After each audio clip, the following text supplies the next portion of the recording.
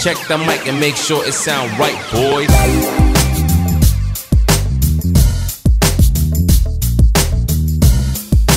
For Abra tonight,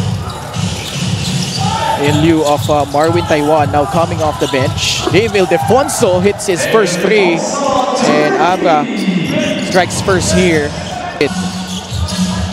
Oduba providing that pick. Nice slip there.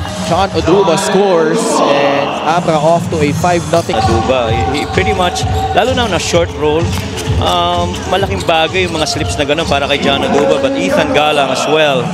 You know, much as he plays with it. Ayon. Now it's Dave Ildefonso.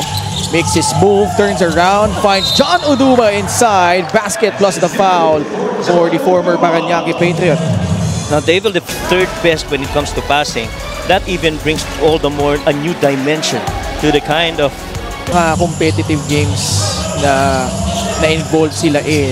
Were probably that loss against Pasay, that was early in the season. For the Tamaraws. Ethan Galang behind the back. Kyle Perez swatted away when one of the leading shot blockers in the league, in Raven Gonzalez. Derecho, 2 points plus the foul by Dave Ildefonso. So, with 8 early points. Now he gets the steal. Look out. Dave will slam it down. That's 29 straight games of scoring at least in double figures for Dave Ildefonso, while Ethan Galang all on the floor capability niya, no? Kung hindi mo ibibigay ang tira sa labas, kaya rin niyang i-dribble sa loob. And John Oduba over and score 18-8. Workhorse talaga to si John Oduba. Nice drive by Marion Magat, and that's what he brings to the table. LGR is the official outfitter of the MPBL. Ayon for free. Off target. John Oduba.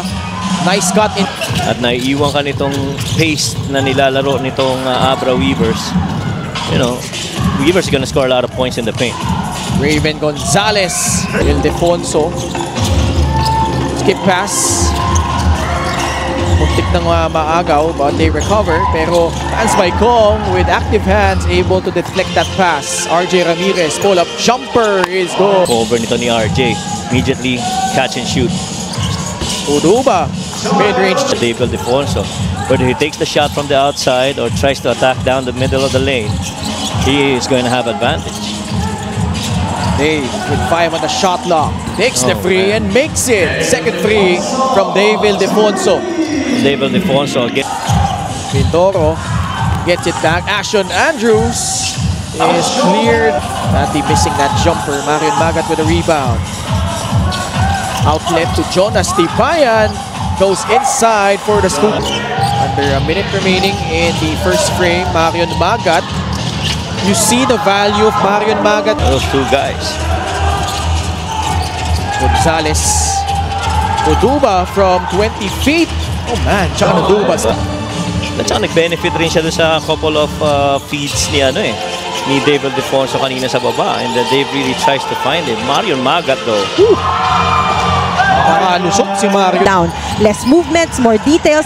He has some kind of shots he would like to improve. So Coach Mike, I think he also recognizes that even though it's been a long trying out new things, probably his 3-point shot, gusto pa rin niyang ayusin. Has tried to unlock different facets of his game, and heading into the playoffs, those are going to be very useful for Dave Ildefonso. What's even parang may away from the ball yung isa. 3 on its way. Patay ang putiki doon. RJ Ramirez, another pull-up jumper from the baseline. Perez. Nice pass from Tibayan to a cutting RJ Ramirez, who puts it up and in. Weak side action for the Mindoro Tamaraws. They like, flashing guys on the middle. Mike Kong's been pretty good. Pretty soft. Just like that, leads down to 3 points. Unsportsmanlike foul on number 11, Rocky Garcia, his first foul. Coach Yong visibly upset. What happened here? Not held. Oh, there.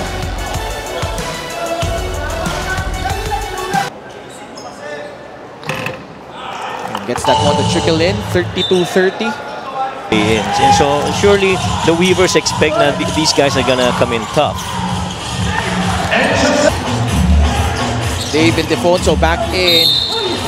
Pass inside to Redel Fabro. Kumpletong appliance brand ng Pilipinas. Isa na to sa mga pinagmamalaking homegrown dito sa Abra, no? The way he brought his... In that game against San Juan, if I recall correctly, na talagang laser focus siya. Pero you see that, intensity in his game. Axel Inigo.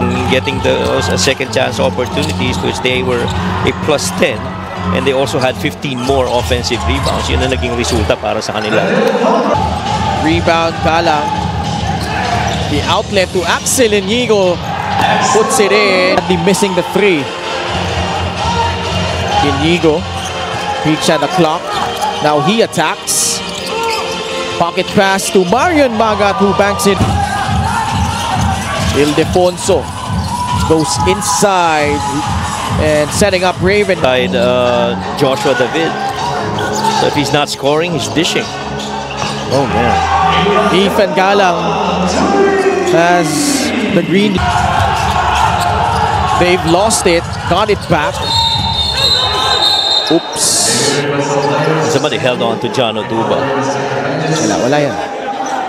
Foul on number 22. Marion Magat, penalties first.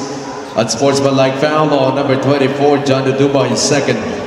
And you see, even in a game where it really wouldn't matter sa standings ng Abra, pero it will matter on the record that they're trying to chase.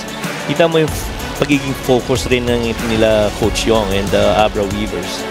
They really want to go out of the venue in every game that they play, come up with a win. So, uminit yung ulo niya, but once Marion Magat, but because of that swing by John Oduba, he was called for an unsport. An opportunity to try and equalize here. Goal for this game, to not be down by a small hoop for Ashton Andrews, which he did not finish. David Defonso, Ashton Andrews.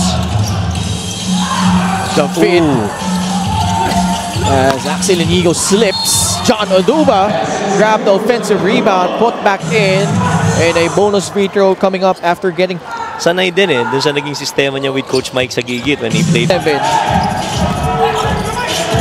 Teardrop from Axel. Mintis got it back. RJ Ramirez with a short stop. Hindi man lang umiti. And he's such a low-key coach that as Axel Inigo, especially this season. And I think one of the things that's taken for granted is this one, different personalities, different egos that have to be managed. Throw himself into the picture. It's all about what the Abra Weavers are a driven organization. I mean, just in their second year, pero ramdam mo na yung drive to achieve more and get to that next level, which is really Fonso puts it on the deck. Multiple pump fakes, finds an open Encho Serrano for free. Book it. Well, 6 assists already for Dates. Again, similar to what you said earlier, that it's not about me, it's the we and the Abra Weavers, and I think that really starts from where the 8-0 run, just like that, from the Weavers. Kyle Perez fading away against Mark Yee, puts it in. Ito namang Mindoro Tamaros, ngayon nawala you don't have a Wendell Combo, you don't have a Bamgam Alinda, no Ken Bono, even. And ito yung pagkakataon na magkaroon ka staff what you've got. Even Joseph Sedorifa. That's right. Joseph's not here also. That's right. Ashton Andrews forcing his way in. Ben, just his athletic ability is really, in my opinion, a gift. You see that basket go in for Mike Ayon. As Mike Ayon, but not this season. He knows his role, and he said, compete against your opponent and not your teammate. Maraming salamat, Mika. Yun din yung isa. And the deep rotation pieces para dito sa Abra Weavers. See another action right there between RJ and Encho Serrano. But to your point, to defer to David Defonso and not But with that, Encho Serrano, he took advantage of that situation. And probably his finest performance here. serve with Encho Serrano in that game. He really took it upon himself to lead the team. Encho, this is really going to bode well for the Abra Weavers. I mean, the other guys really just got to follow their lead. And there's another layer to that. Game, closer than what everybody would have expected against the #1 team. But Encho Serrano's got that 3 going right now. That's his second from that very same Encho Serrano. Yung situational awareness eh. Correct. That's Maicon. Yeah. Straight to the cup, lays it in with his left hand. Facet ng game sa posisyon ng Guardia para dito sa Mindoro. You got that body strength and that athleticism, that speed. To Jorel Gonzalez. Nice move. Good pass. Able to attract the defender, set up Cholo Mendoza. Nearing 30 already for the quarter. While itong Mindoro hasn't even gotten to 20. Inside, Ethan Galang scores. And he also got fouled in the process. Red Warrior.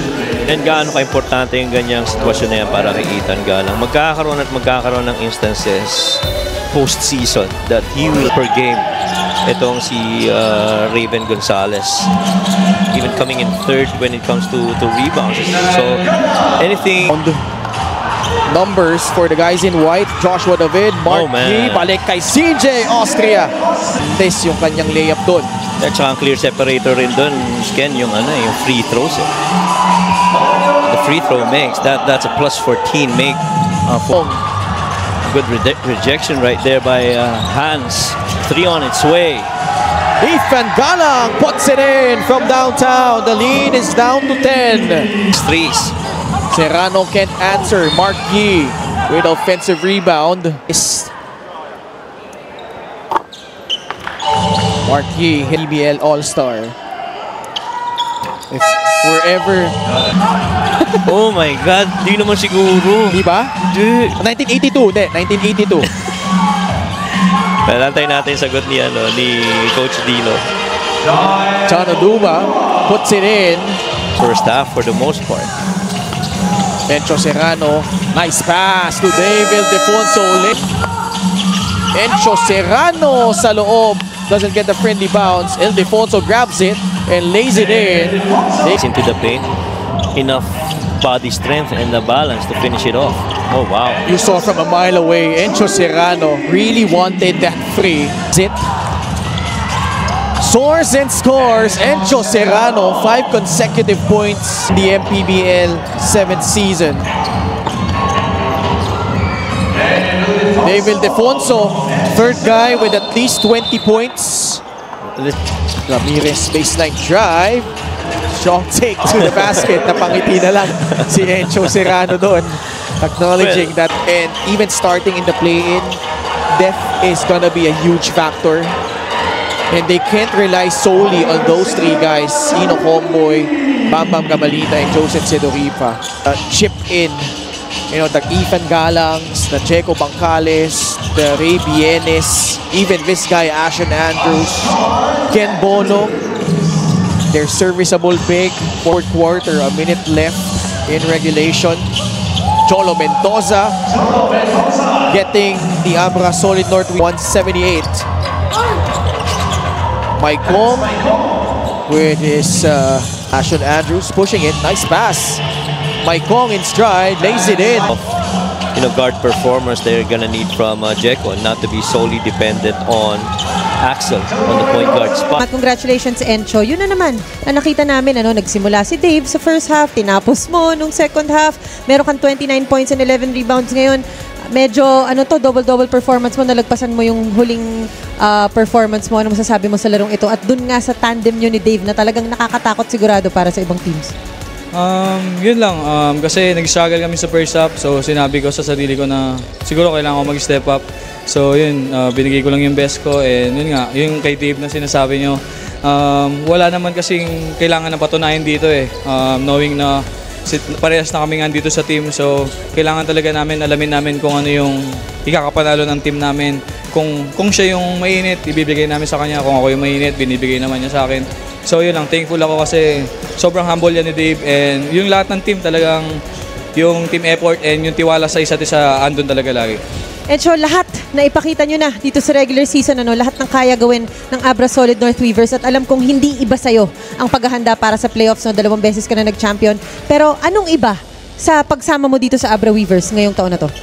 Siguro yung expectation lang ng mga boss namin, siguro, at saka yung mga fans, mga Abreños, hindi kailangan, wag namin sila i-disappoint, and yun nga, tulad niyan, number 1 kami, so talagang yung expect nila na malapit kami sa championship, so talagang kailangan pagtrabahuin namin and ibigay yung 101% talaga.